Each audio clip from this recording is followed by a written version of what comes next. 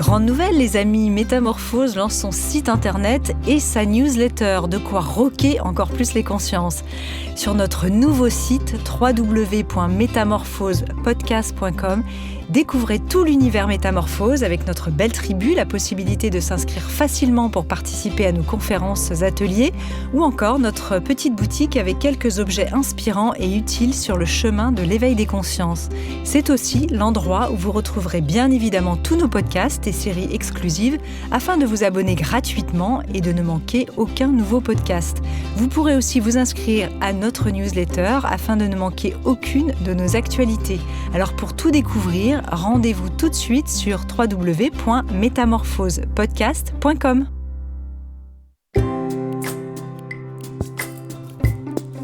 Bienvenue dans le Best-of Métamorphose, une série spéciale qui vous permet de découvrir ou de redécouvrir les épisodes les plus écoutés de Métamorphose.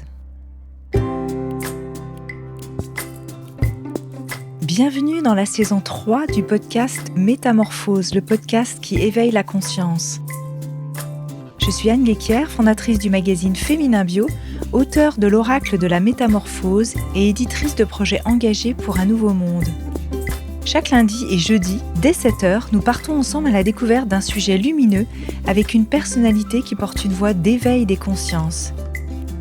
Métamorphose, le podcast qui éveille la conscience.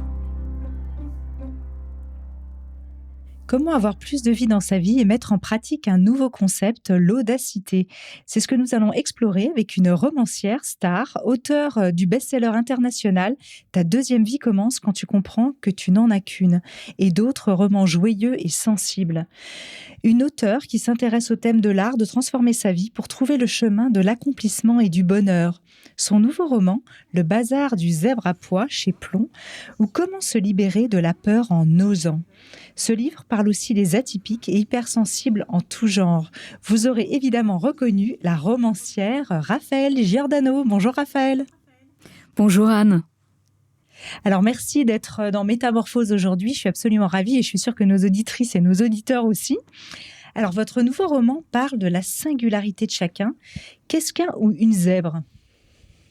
Alors Anne, vous le savez, aujourd'hui, les zèbres, on les appelle comme ça, ce sont ces personnes à la fois atypiques, singulières, qu'on appelle aussi les hauts potentiels.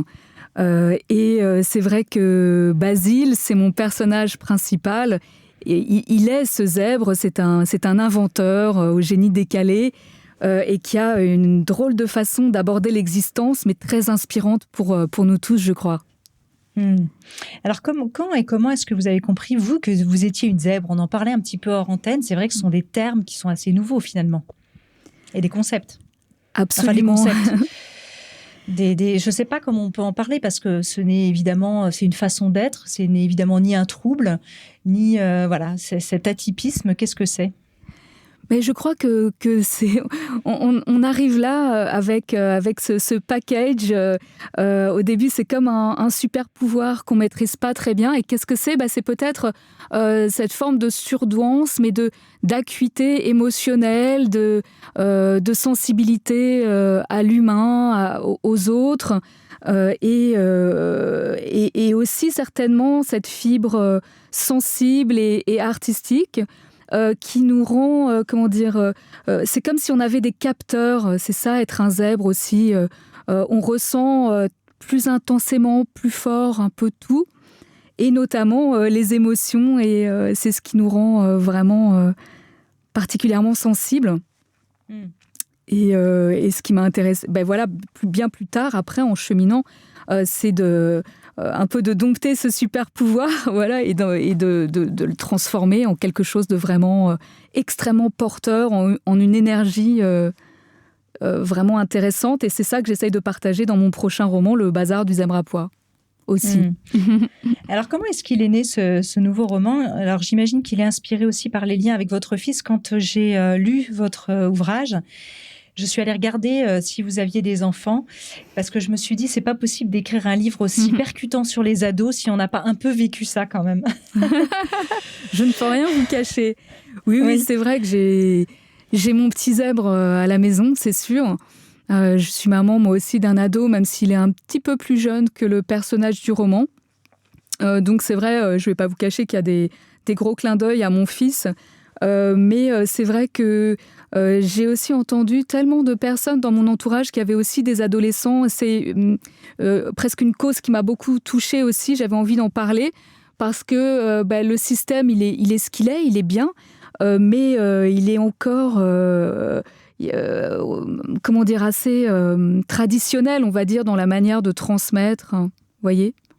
Et le rapport aux apprentissages est encore un héritage d'un temps qui est déjà très différent. Et aujourd'hui, tout bouge très vite. En fait, même la relation au savoir, elle a déjà énormément bougé. Donc, il y a encore peut-être 25 ans, on avait des bibliothèques entières d'encyclopédies dans son salon. Et aujourd'hui, ça ne sert plus à rien, vous voyez. Donc, ce qui fait que nos jeunes, en fait, ils ont développé aussi d'autres formes d'intelligence et de manière de s'adapter au monde. Et du coup, beaucoup se sentent un peu inadaptés dans ce système où il faut apprendre, où il y a un système de notes qui vous marque beaucoup. Des fois, c'est compliqué. Oui, on a l'impression que le système éducatif actuel est obsolète dans sa façon d'appréhender l'enseignement, même si évidemment il y a des gens extraordinaires partout. Donc l'idée, c'est pas de remettre en cause les enseignants ou voilà. Mais on a le sentiment qu'aujourd'hui, on a besoin d'inspirer nos jeunes autrement. Et c'est ça aussi que vous dites dans ce roman. Oui, exactement. Les inspirer différemment, mais peut-être aussi leur faire confiance dans leurs ressources spécifiques, vous voyez, et les valoriser au bon endroit. C'est-à-dire qu'aujourd'hui, pas mal d'enfants peuvent décrocher momentanément de ce système. Ce qui va être un peu catastrophique, c'est de confondre la personne avec ses résultats. Et par exemple, de mettre une étiquette d'échec scolaire ou des choses assez lourdes à porter. Alors que dans le roman, par exemple, le personnage du jeune ado, voilà, il se sent pas rentré dans aucune case, il se sent pas rentré dans ce système. Mais quand il finit par croiser Basile, mon inventeur, et que lui va lui tendre la main et le valoriser dans ses talents, en l'occurrence des talents artistiques, parce que c'est un jeune qui est bourré d'idées, vous voyez. Et là, on voit, quand on le prend par le bon bout de la motivation, eh bien, d'un seul coup, il est infatigable, il peut travailler je ne sais pas combien d'heures sans se lasser, vous voyez. Et là, on le prend par le bon bout et il retrouve l'élan, l'espoir et la motivation, finalement. Oui, c'est ça. Et c'est très réjouissant. Alors, qu'est-ce que c'est pour vous oser et mettre plus de vie dans la vie? Il y a un de vos personnages, on ne va pas dévoiler le livre, qui s'appelle Julia, dans votre roman. Et elle dit finalement, à un moment donné, il faut regarder en face son vide dans le sens, mais elle dit qu'elle n'en a pas les moyens. Et souvent, c'est vrai que c'est ça, on n'ose pas mettre plus de vie dans nos vies parce qu'on se dit, voilà, j'ai pas le temps, c'est pas pour moi, etc.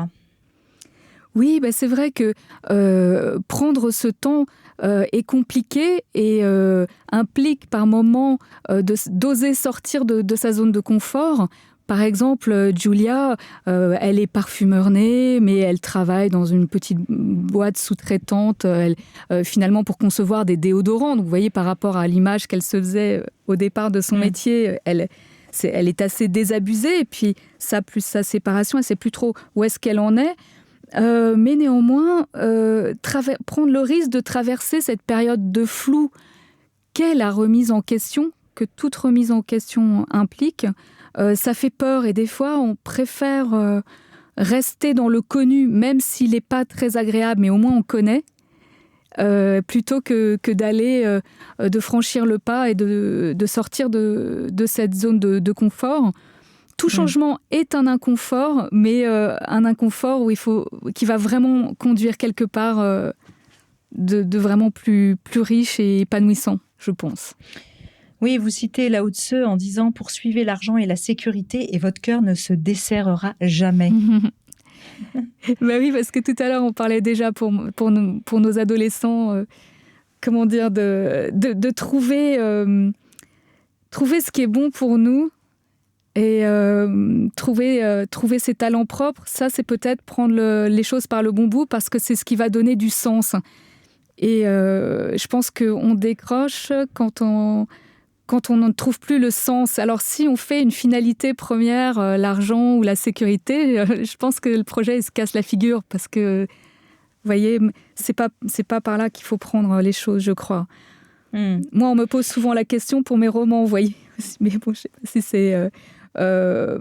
savoir si pour les suivants, est-ce que ma motivation, c'était le succès, trembler pour le succès, mais vous voyez, ce serait pareil que de poursuivre l'argent. Ça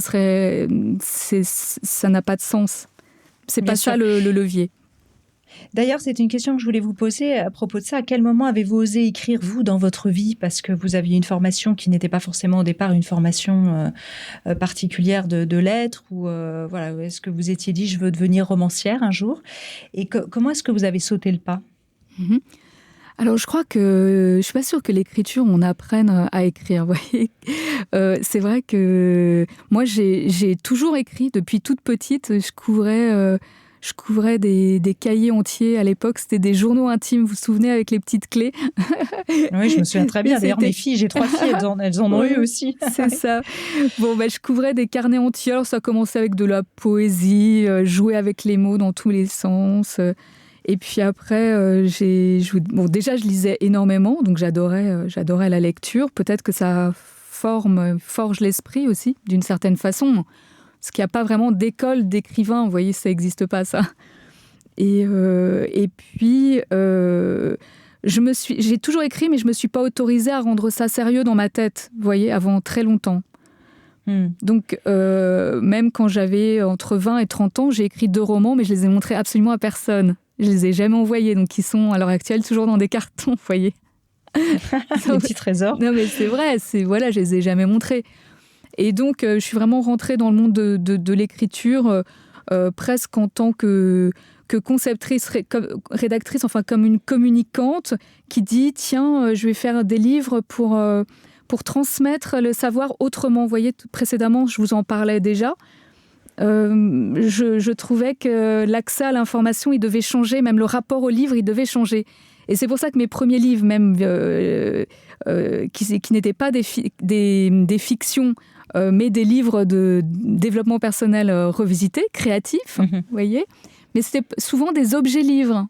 Parce que je disais, aujourd'hui, les gens, les adultes, voilà, ils ont envie d'avoir accès au savoir, mais sur le fond, il faut que ce soit très sérieux, mais sur la forme, il ne faut pas forcément que ce soit des livres linéaires qu'on prend de A à Z, vous voyez. Donc c'est pour ça que j'avais fait le 100% bonheur, qui était sous forme de répertoire téléphonique, vous voyez, avec un accès à l'info où on picore des notions, mais pas de manière linéaire. Ou quand j'ai créé pour Erol le nuancier des émotions, qui n'est pas sous ce titre-là, mais qui était un vrai nuancier Pantone, parce que c'était ça mon idée. Mais de montrer les dégradés d'émotions dans cet objet livre. Voilà. Et ça, c'était encore un autre accès à l'info. Et les objets, bien sûr, on va y revenir tout à l'heure. Avant ça, vous dites aussi, j'avais envie de vous entendre là-dessus, il faut sonner le glas de l'inertie. Vous dites dans le roman, vous faites dire à vos personnages. Et donc, comment se mettre en chemin pour transformer sa vie? Qu'est-ce que ça signifie concrètement, justement, de sortir cette zone de confort pour oser? Mais oser, si vous voulez, voilà, c'est la philosophie de mon zèbre, c'est l'audacité. Et donc, c'est un mélange d'audace, mais pas que, parce que avoir cet élan, l'audace, c'est formidable, mais ça peut ne pas suffire tout à fait. Alors, c'est pour ça que j'ai inventé ce mot d'audacité, parce qu'il y a cette notion de ténacité qui me tient énormément à cœur, vous voyez. C'est-à-dire oser avancer avec la peur, parce que finalement, la peur, c'est déjà une petite mort, hein, c'est ça, l'inertie, la stagnation. Oui. Et dans ma vie, ça m'est arrivé d'avoir très très peur et même d'avoir réduit ma vie comme peau de chagrin et presque ne plus bouger de chez moi, tellement j'avais peur de vivre la vie que je devais vivre. Et finalement, la reconquête de ma propre vie, ça a été de lever les feux rouges un à un et de les faire passer au vert un à un. Et finalement, de m'apercevoir que c'était, comment dire, que la pire des peurs, c'est quand je restais inerte, pas dans l'action, et que finalement, dès que je me mettais en mouvement, Mais la peur était presque une compagne très acceptable, en fait. C'était étrange. C'est vrai que souvent, on préfère rester dans une forme de souffrance parce qu'elle est familière, en fait. On ne connaît pas autre chose que cette souffrance particulière qu'on est en train de vivre. Oui, absolument. Mais effectivement, on souffre finalement beaucoup moins quand on cesse de se soumettre à des choses qu'on ne veut pas. Et donc, c'est comme je parle souvent de cette posture Calimero. Moi, pendant la première partie de ma vie, j'avais vraiment une posture Calimero. J'avais d'ailleurs tendance à tendre la main comme ça, à attendre que l'aide vienne de l'extérieur. Voilà, peut-être à me faire une fausse image de moi, pensant que j'avais beaucoup de vulnérabilité, voire plutôt me considérer comme une petite personne fragile. Ce qui n'était évidemment pas le cas, mais on se fait des croyances comme ça, chevillées au corps. Et ça, c'est quand on n'a pas encore découvert, pardonnez-moi, mais c'est un peu sa pleine puissance, on va dire. Voilà.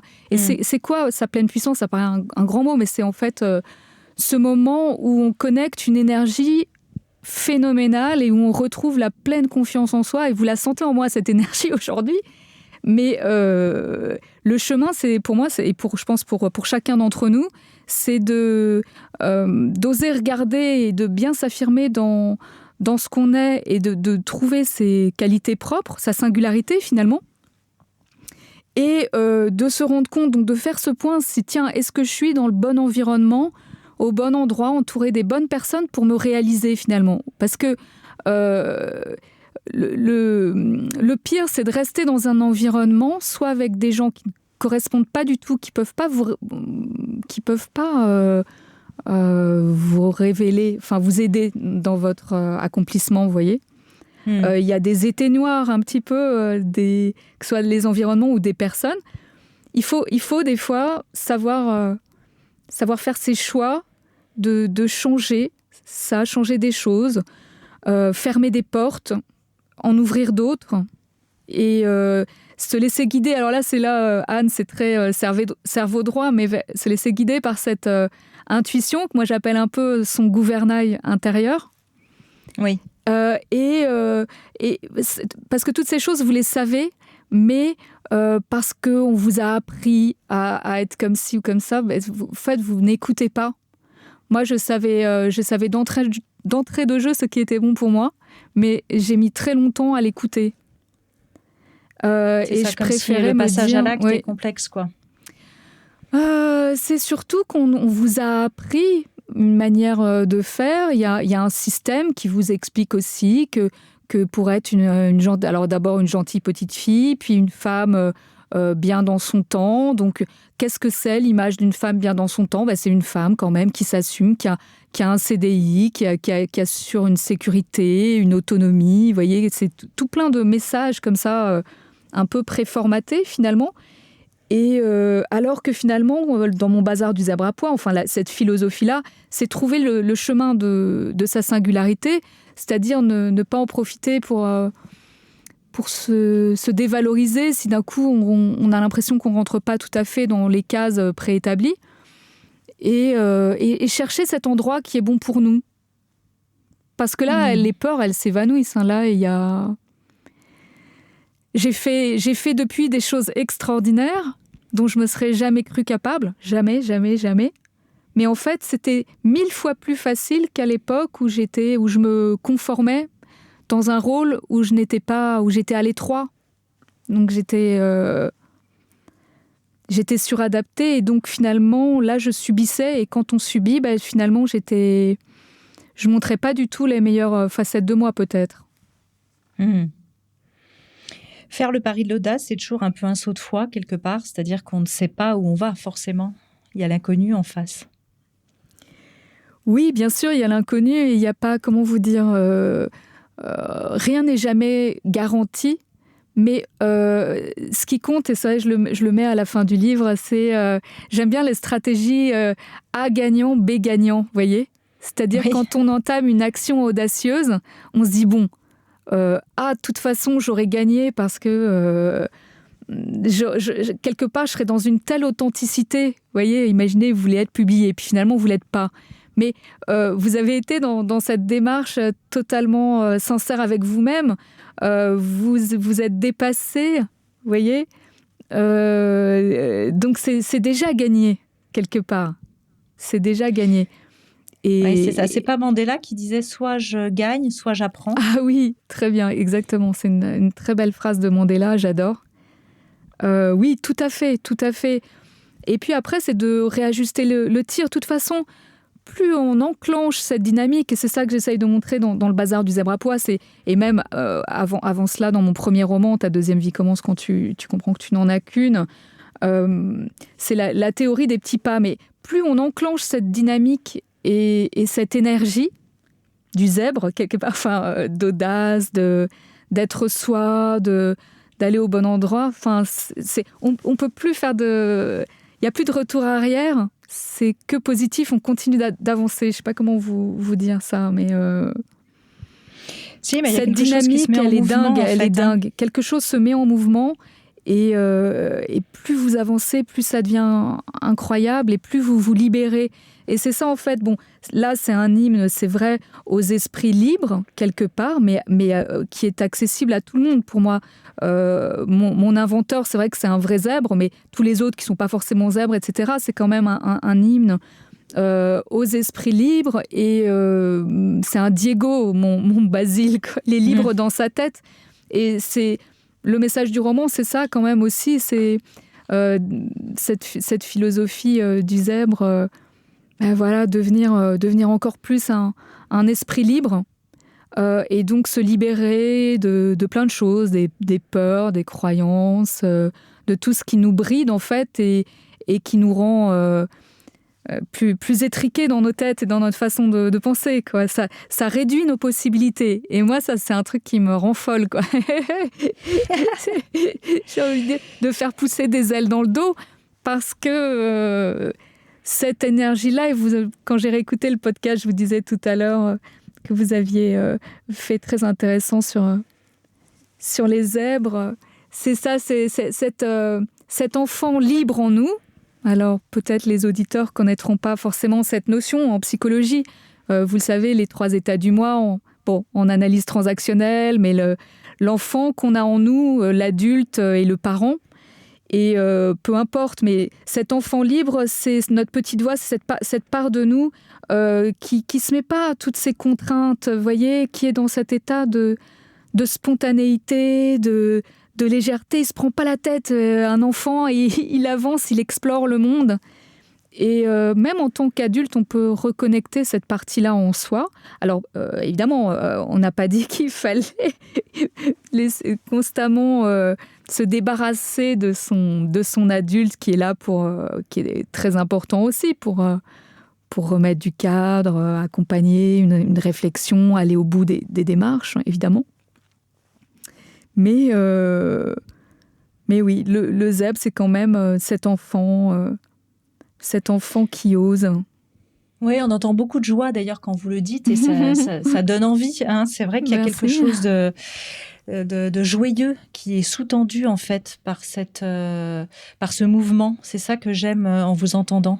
Merci Anne. Bon, c'est vrai que pour moi, on a 2 postures de vie possibles. C'est-à-dire que en soi, la vie est une histoire qui finit mal pour tout le monde, vous voyez.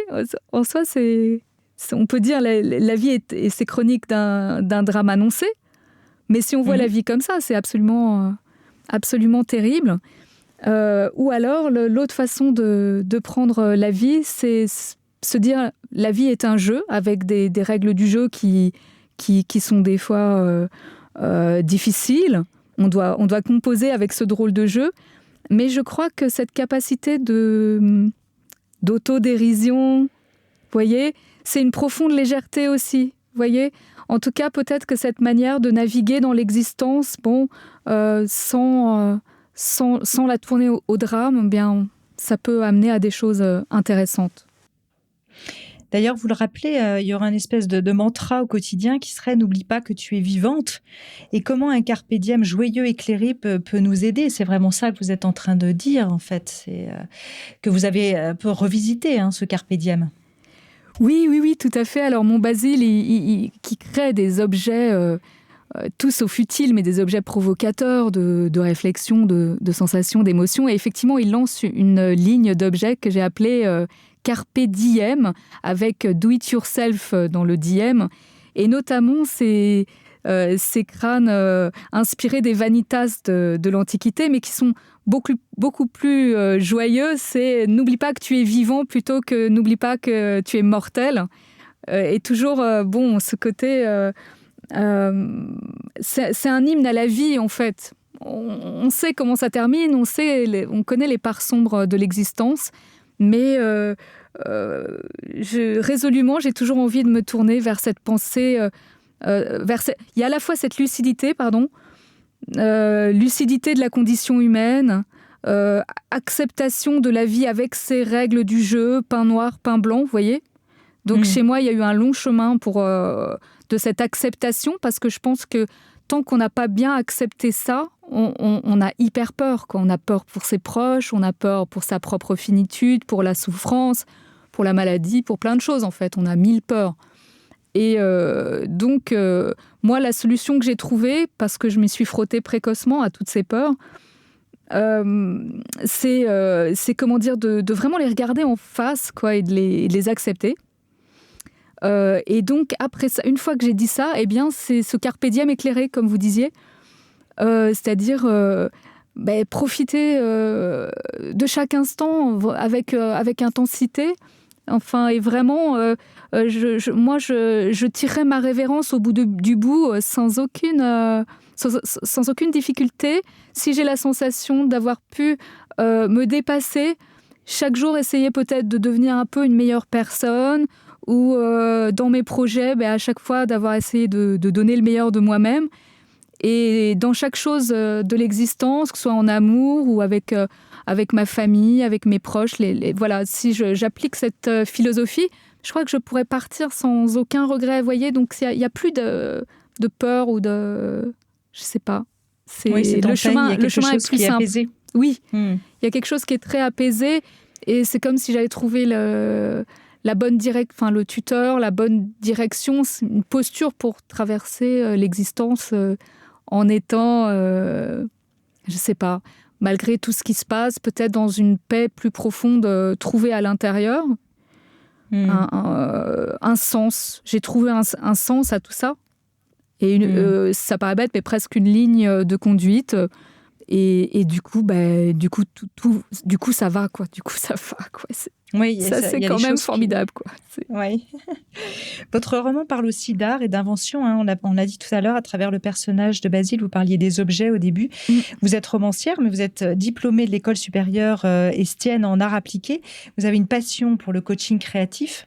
Comment la créativité, l'art peuvent nous aider à décloisonner nos systèmes, nos modes de pensée, nos croyances? Vous dites aussi qu'ils ressourcent, enfin, vous faites dire à vos personnages qu'ils ressourcent notre part poétique. Absolument. Alors, c'est vrai que de toute façon, j'en parle dans le livre à travers Basile et mes personnages qui sont ces zèbres et qui comment dire, sont des vrais droitiers du cerveau. Et qu'est-ce que c'est être droitier du cerveau? C'est être aussi à l'aise dans cet univers qui fait parfois un peu peur à certaines personnes. C'est parce que c'est pas quantifiable, c'est moins rationnel, c'est l'univers des émotions, de l'intuition, donc on voit pas trop des fois où sont les limites, on se demande où est-ce que ça peut nous emmener. Or, le message du livre, c'est ça, c'est cette part sensible, elle est quand même vraiment du côté de cet hémisphère droit, et c'est d'apprendre à aller explorer cet intime en nous, cette part sensible, notre univers émotionnel, et c'est aussi notre part d'humanité quelque part. Donc c'est pour moi, c'est comme si c'était une ligne directe qui nous reliait la terre au ciel, c'est-à-dire à quelque chose qui nous élève finalement de notre condition. On parlait de condition humaine tout à l'heure, donc voilà, moi c'est ça, c'est un peu le fil direct pour nous élever de notre humble condition, on va dire. Et donc, tous les arts ou toutes les formes d'expression, et je dirais que ce serait un grand bonheur si chacun pouvait s'autoriser l'expression et sans attendre d'être un génie pour ça, parce que peut-être c'est dommage, beaucoup de personnes se disent « moi j'ai pas assez de talent » et là il y a immédiatement l'esprit critique et idéicide qui arrive. Je ne suis pas assez bon, je ne dessine pas assez bien, voilà. Et peut-être des gens qui se coupent de l'expression à cause de ça. Oui, parce qu'on confond que, parfois art et créativité aussi. Oui, mais voilà, c'est pour ça que j'emploie... Alors, créativité, il y a des personnes qui des fois, quand j'en parlais, disaient « Ah, mais non, moi, je suis pas créative. » Voilà. C'est aussi à employer avec des gros guillemets, parce qu'il faut pas s'attacher aux mots, comment dire, se dire on est ou on n'est pas créatif. Il faut peut-être oublier un petit peu tout ça. Et c'est pareil pour les moyens d'expression, parce que si on les limite, par exemple, aux formes d'art que sont, je ne sais pas, la peinture, la musique, c'est formidable pour ceux qui y ont accès, mais pour les autres, c'est pas, la porte, elle n'est pas fermée à l'expression, vous voyez. Oui, c'est ça. Cette part sensible, elle peut s'exprimer de 1000 manières. Il peut y avoir une manière extraordinaire de porter un regard en se baladant dans la nature, des gens très purs, très simples, qui vont peut-être porter un regard magique sur ce qu'ils ont sous les yeux. Et ça, c'est ce qui les transcende, enfin, c'est ce qui les élève, vous voyez. On sent que c'est un instant suspendu, peut-être, magique, loin du trivial et de l'ordinaire. Enfin, c'est une part un peu magique, presque un peu. Et donc, voilà, je le pense sincèrement. C'est important, ça. Je pense à ma maman, par exemple, qui fait des bouquets de fleurs extraordinaires. Elle cueille des fleurs dans la nature. Typiquement, elle porte un regard, quand je vois la qualité de ses bouquets, je me dis, elle est en plein dans sa créativité. Et pourtant, elle ne se définit pas, elle, comme une artiste au sens même professionnel, on pourrait dire, du terme. Il y a vraiment cette injonction un peu en France.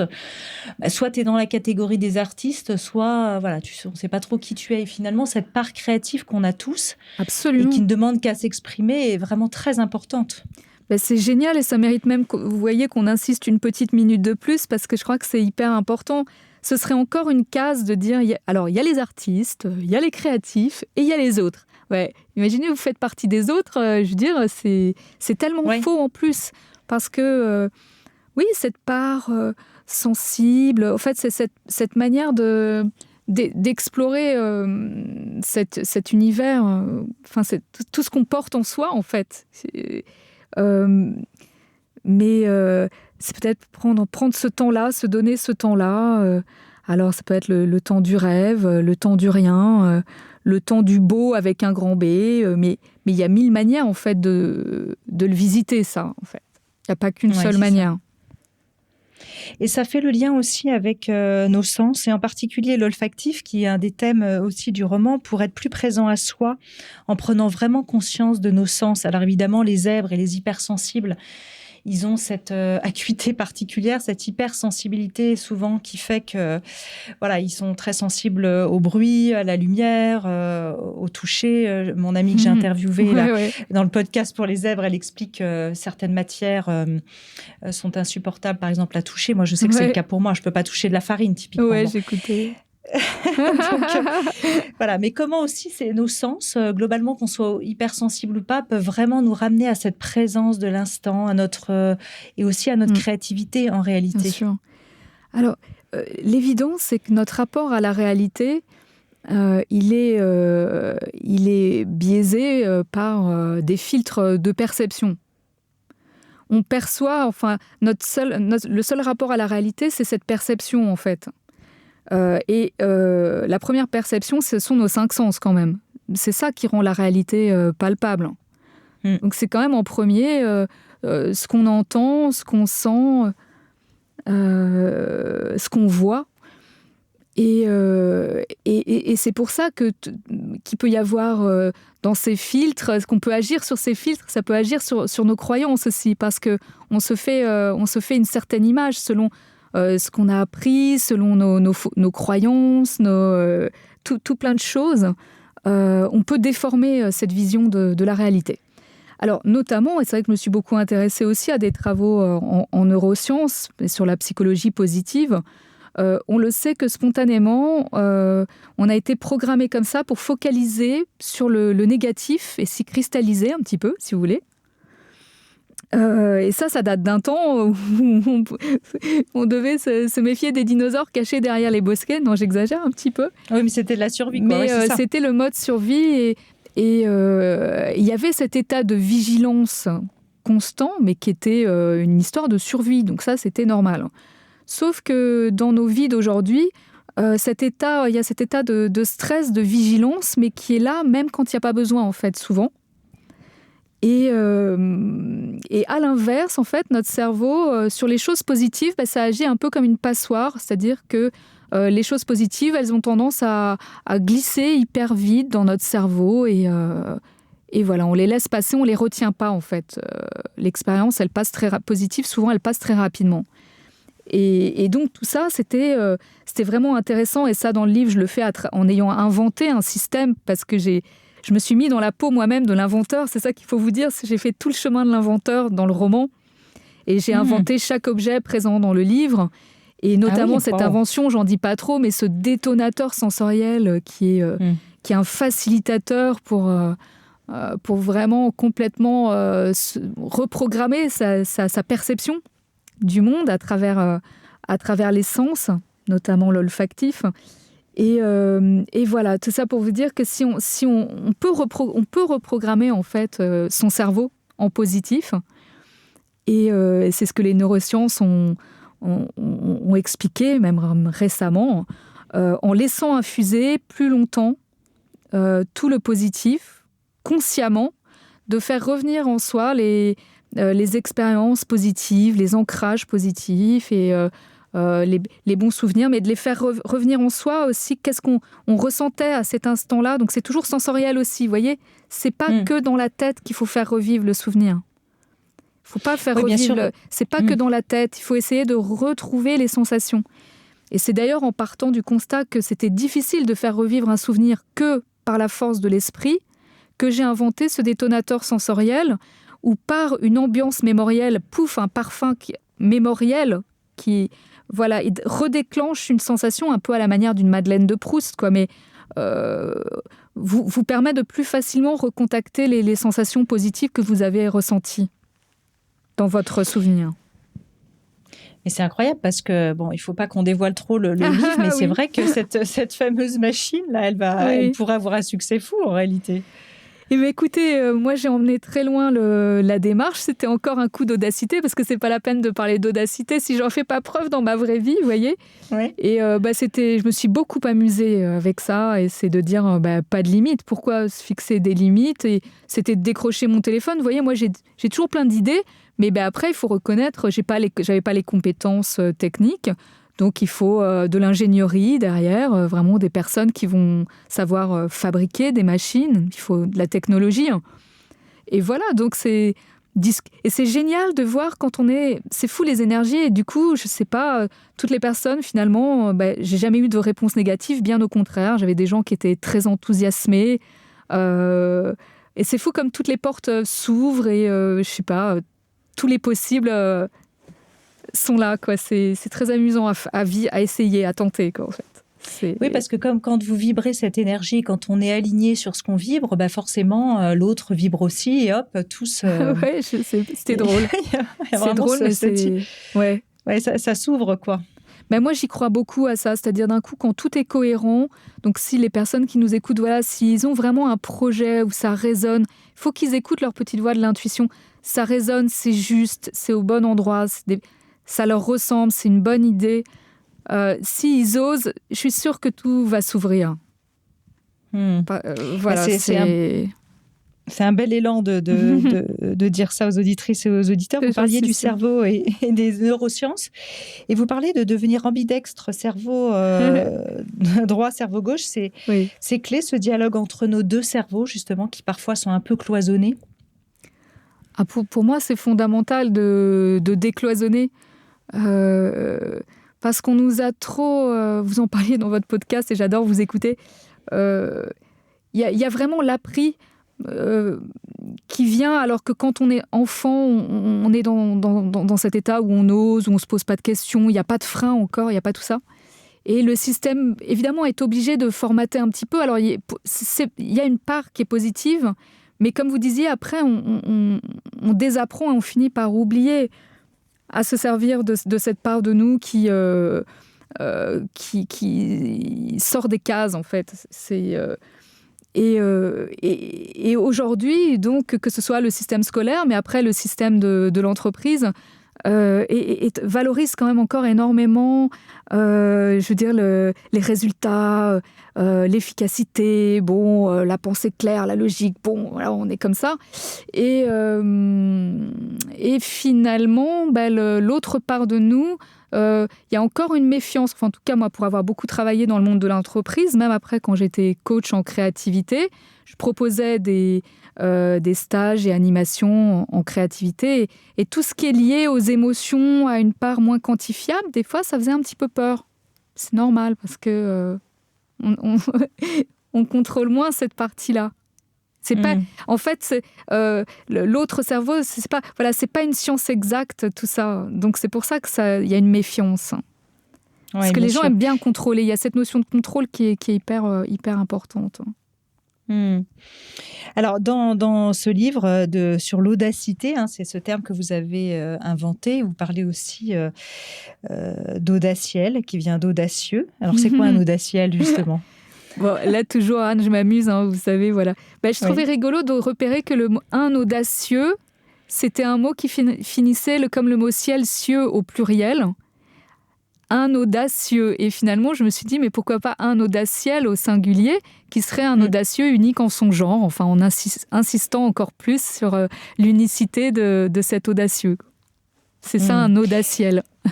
C'est ça, un audaciel. Et comment est-ce qu'on pourrait appliquer le principe d'audacité grâce aux 5 doigts de la main? Est-ce que vous avez envie de nous donner, alors peut-être pas faire les 5, mais quelques-uns? Comment est-ce que ça pourrait nous aider à nous mettre en mouvement, justement? Oui, voilà, moi, je suis toujours... je vous ai dit tout à l'heure, c'est la communicante à la fois qui parle. Et pour moi, je serais contente si les gens ils repartent avec quelque chose, vous voyez ?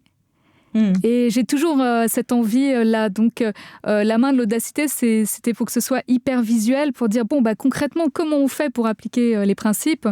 Alors, le pouce levé, c'est un peu le yeah power, quoi. C'est on dit oui d'abord. Et c'est vrai, un pouce levé, c'est ce grand oui, c'est comme de l'enthousiasme. On doit donner le starter. Et ce pouce levé, c'est une invitation pour la personne de chercher ces vrais leviers de motivation, voyez, pour démarrer. Ça, c'est le starter. Ensuite, l'index, je trouvais que c'était logique parce que le doigt, il montre une direction, en fait. Et l'audacité, ça ne vaut que si on sait un petit peu où on a envie d'aller. Donc, il faut rêver, il faut commencer par rêver, voire même rêver grand. Et peu importe, on mettra derrière une stratégie de moyens, vous voyez. Mais en tout cas, sa destination rêvée, il faut bien l'imaginer à l'horizon un petit peu, parce que sans ça, on ne sait pas, on ne peut pas avancer si on ne sait pas où aller. Et alors, j'avoue que j'étais un peu décalée quand je disais le majeur, c'est le doigt qui dit fuck. Oui, mais c'est pas mal aussi. C'est mon côté rock'n'roll, mais avouez que c'est visuel quand même, ce fuck. C'est le doigt d'honneur quand même. Et moi, je trouve que même quand on est, par exemple, vous voyez, moi, je suis très... souvent un peu sage, j'étais un peu gentille, etc. Mais ouais, de temps en temps, fuck rock'n'roll. Parce qu'il faut dire non à ces détracteurs et à ces mauvaises petites voix qui vous barrent le chemin. Et c'est pas mal. Ce qui est toxique pour nous, il faut savoir dire non. Non, mais exactement. Un vrai non. Et donc, ce petit côté rock'n'roll, c'est pas mal de le cultiver dans sa tête parce que voilà, il faut savoir le dire pour avancer malgré les pollueurs et détracteurs. Voilà. C'est ça, très bien. Et alors, je trouvais visuel aussi. Je me dis l'annulaire, c'est pareil, c'est le doigt de l'anneau. Et donc, pour toute réussite, et j'en parle quand je parle de rencontre silex dans mon roman, c'est bien de chercher les bonnes alliances pour réussir. Je ne crois pas qu'on réussisse tout. Personne, on ne réussit pas tout seul dans la vie, c'est pas vrai. C'est chouette quand il y a des synergies.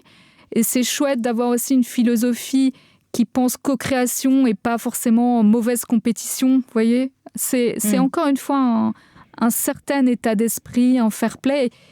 Et donc les bonnes alliances, c'est se rapprocher vers les personnes dont on sent qu'ils sont bénéfiques pour nous, soit complémentaires, soit qu'ils dégagent une énergie qui va plutôt vous tirer vers le haut que vous plombez. Que vous plombez, parce que c'est important. Et on met un certain temps d'ailleurs à cultiver cette confiance suffisante pour mettre fin à des histoires qui ne sont pas bonnes pour nous, hein. Soit en amitié, en amour, dans les relations professionnelles. Et c'est ça où il faut faire confiance à son intuition. Et après, avoir suffisamment confiance pour dire stop. Voilà, ça fait partie de l'apprentissage aussi. J'en sais quelque chose. Bon, et enfin, c'est le petit auriculaire. Moi, je trouvais que ce petit rikiki, ça fait un peu David Vincent, mais si on le met comme ça debout, on dirait une petite antenne, le petit rikiki, l'auriculaire, le petit dernier. C'est notre antenne parabolique, là. C'est un peu la petite antenne parabolique. Et donc, c'était toujours cette main de l'audacité, hein, le moyen mémotechnique pour se souvenir de ce qu'on doit faire. Et je trouve que cette antenne, c'est jamais oublier son gouvernail intérieur, cette petite voix, cette petite part de nous, cette antenne qui nous dit ce qu'on doit faire et ce qui est bon pour nous. Se souvenir de sa pleine puissance et de sa souveraineté, ce que vous avez dit en début d'émission. Oui, mais surtout y croire. Moi, je pense qu'on a tous une puissance intérieure à révéler. Et sauf que, comme je vous le disais, pour 1000 raisons, on va peut-être se raconter qu'on est une petite chose fragile. Peut-être. Mais les hommes ont leur fragilité autant que les femmes, par exemple. Hein, c'est pas une histoire de sexe. On croit toujours que les autres sont plus forts que soi, mais en réalité, on n'a pas les mêmes peurs aux mêmes endroits. On n'a pas peur des mêmes choses et on n'a pas les failles aux mêmes endroits, si vous voulez. Peut-être certains ça va être moins flagrant, mais ils vous auront pas raconté les endroits où ils ont peur, où ils ont mal. Donc, vous aurez tendance à vous dévaloriser parce que vous pensez, ça se voit que vous êtes, je sais pas, sensible ou fragile, je ne sais pas. Oui, c'est vrai que la vulnérabilité, c'est vraiment quelque chose qu'on partage tous. Et puis, on est blessé, hein, par essence. Chaque être humain porte plusieurs blessures et qui fait partie de sa construction caractérielle, qui est inhérente à l'incarnation dans cette dualité, finalement, que l'on vit en tant qu'humain, évidemment. Oui, complètement. Mais c'est vrai que ce qui est super, c'est d'enfin penser, de voir qu'on est comme une pièce, une belle pièce d'or. Enfin, il y a deux faces, toujours, mais que c'est les deux faces d'une même pièce, en fait. Donc, force et vulnérabilité, c'est pas à jouer à pile ou face, c'est vraiment... on prend tout, quoi. C'est ça qui fait la beauté de l'être, je pense. Donc, je crois qu'au contraire, il ne faut pas chercher à planquer comme une tare ou une honte ces zones de vulnérabilité. Ça nous rend ô combien précieux, mais c'est ça qui est tellement beau en chacun de nous. Hein, d'ailleurs, tout à l'heure, on parlait des ressorts de l'art. Je crois que l'art, tout art, ça, c'est vraiment... peut-être les artistes les plus touchants, c'est quand ils laissent transparaître ces failles, ces endroits où on n'est pas dans le contrôle. Voilà, mais c'est la beauté de l'être humain, tel qu'il est. Sa magie aussi. Sa magie, oui. En tout cas, merci infiniment de nous inviter à oser rêver plus grand et de nous inspirer. Et en plus, dans votre voix, on sent cette joie. Et ça, c'est aussi une vibration pour moi qui ne trompe pas. Raphaël Giordano, merci infiniment pour cet entretien. C'est moi qui vous remercie. Avec grand soleil. Alors, je rappelle le titre de votre dernier très, très joli roman initiatique, Le bazar du zèbre à pois aux éditions Plomb, qui parlera certainement et en particulier aux zèbres et hypersensibles de tout poil, à la pensée arborescente, mais pas que. Je pense qu'on y trouvera là de quoi mettre plus d'audace et de devenir tous et tous des audacieux, un audaciel en tout cas, et on peut même le mettre aussi au féminin. Absolument, ouais, de donner à tout le monde envie de devenir encore plus inventeur de sa vie. C'est ça, merci beaucoup Raphaël. Un grand merci aussi. Découvrez mes invités en avant-première sur Instagram à l'adresse Métamorphose Podcast. Si vous aimez ce podcast, favorisez sa diffusion en lui donnant 5 étoiles sur Apple Podcast ou sur votre plateforme de podcast préférée. Et surtout, abonnez-vous pour suivre tous les épisodes gratuitement. Métamorphose, le podcast qui éveille la conscience.